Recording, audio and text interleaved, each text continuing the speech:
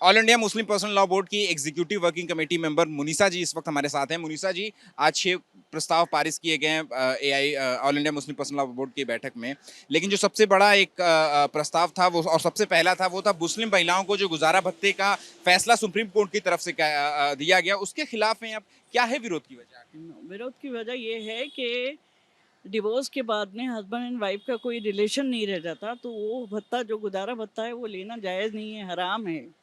Number एक, शरीयत के अकॉर्डिंग टू शरीयत। दूसरी बात ये कि अगर आप हस्बैंड को गुजारा भत्ता देने पे मजबूर करेंगे तो वो डिवोर्स नहीं देगा, और डिवोर्स नहीं देगा तो उन दोनों की जो ट्रबल्ड मैरिज है, जो तकलीफ़ है, जो दोनों एक दूसरे को नफ़रत से देख रहे हैं, वो वाली ज़िंदगी और लंबी कंटिन्यू करेंगे। वो शादी भी अच्छी तरह से नहीं चल सकेगी और तलाक भी नहीं हो सकेगी, उसमें डोमेस्टिक वायलेंस भी होने के चांसेस हैं, इसलिए उसको जो है अवॉइड करना ही बेहतर है। तीसरी बात ये कि जहाँ तक बच्चों का सवाल है, बच्चों का मेंटेनेंस जो है वो तो बाप को ही देना है। डिवोर्स हो जाए या मैरिड लाइफ रहे, बच्चों का मेंटेन बाप को ही करना है, लेकिन औरत का जो मेंटेनेंस है वो भाइयों से भी ले सकती है। वो जैसे वो एक्स हस्बैंड से ले सकती है, वैसे वो अपने सगे भाइयों से ले सकती है। उनसे वहीं जा कर के वो रहती है, वहीं उसको सहारा मिलता है, वहाँ जा कर के उसको लेना चाहिए। मैम, लेकिन जैसे हमारा माशरा है, जैसे हमारा समाज है, वैसे तलाकशुदा जो महिलाएं होती हैं, कहीं कहीं ऐसा भी देखने को मिलता है कि उन्हें वापस अपने मायके में, या अगर उनका भाई नहीं है तो एक्सेप्ट नहीं किया जाता है।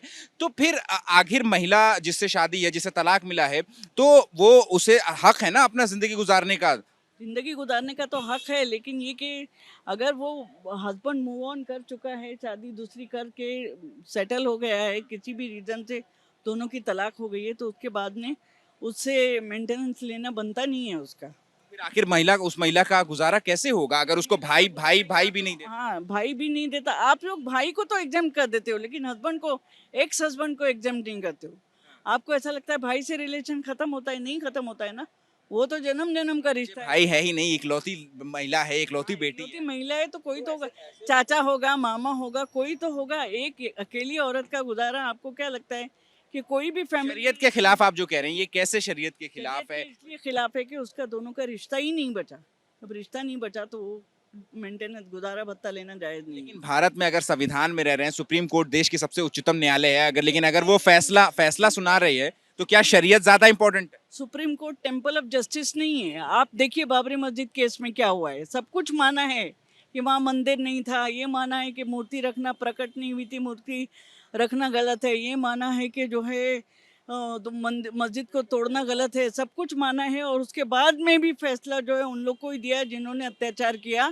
आस्था के बेसिस पे वो फैसला हुआ, वो कोई कोर्ट पे भी सवाल उठा रहे हैं, मतलब एविडेंसेस के बेसिस पे। आप खुद देखो ना, सवाल तो उठाना ही उठेगा ही ना, सवाल तो उठेगा ही ना।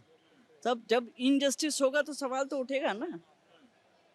तो फिर ठीक है। तो ये है मोमिना जी, जो कि एग्जीक्यूटिव मेंबर हैं मुस्लिम पर्सनल लॉ बोर्ड की, और इनका साफ तौर पे कहना है कि सुप्रीम कोर्ट ने जिस तरीके का फैसला दिया है वो शरीयत के खिलाफ है, और सुप्रीम कोर्ट पर भी सवाल उठा रहे हैं इस मुस्लिम महिलाओं के गुजारा भत्ते को लेकर के। कैमरा पर्सन मनोज त्रिपाठी के साथ Ahmad Bilal, ABP news, Delhi. For exclusive and insightful videos, subscribe to our new channel ABP Live Premium.